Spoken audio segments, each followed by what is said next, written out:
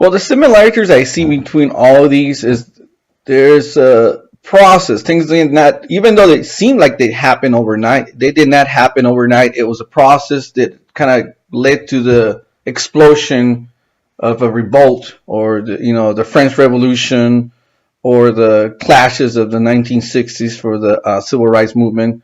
They all seem to have a history of building up to it. Maybe people at the time did not recognize the signs, or they just decided to ignore what was going on. But ultimately, there was a process. Some of the stuff that happened could not be controlled. For example, the plague, wars, the Jim Crow laws in the case of the civil rights movements, the segregation in the South, the oppression that in the South, and the French Revolution, the situation where there were the ultra rich and the like ultra poor, and the number of things that kind of led to the final explosion.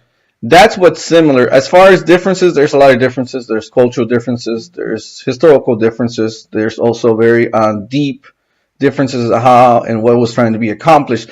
But what catches my personal attention is that for the most part, there seems to be a defined process of where things are getting worse, and the situation is getting so overwhelmed for the people who are being oppressed.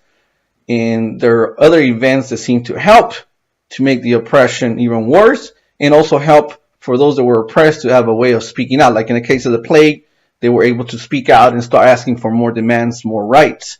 The French, for example, had the Magna Carta and other stuff that had happened before to kind of start saying, you know what, we do have rights here. The civil rights movement, likewise, we have people in the North that kept advocating from the time of the Civil War, saying, you know what, the situation on the South and with African Americans is not right. We need to do something about it. So it's a process that took a long time and ultimately led to this great explosion. And I think that's kind of like the pattern that I see in many of these things. There is a very solid pattern that seems to fit most of them.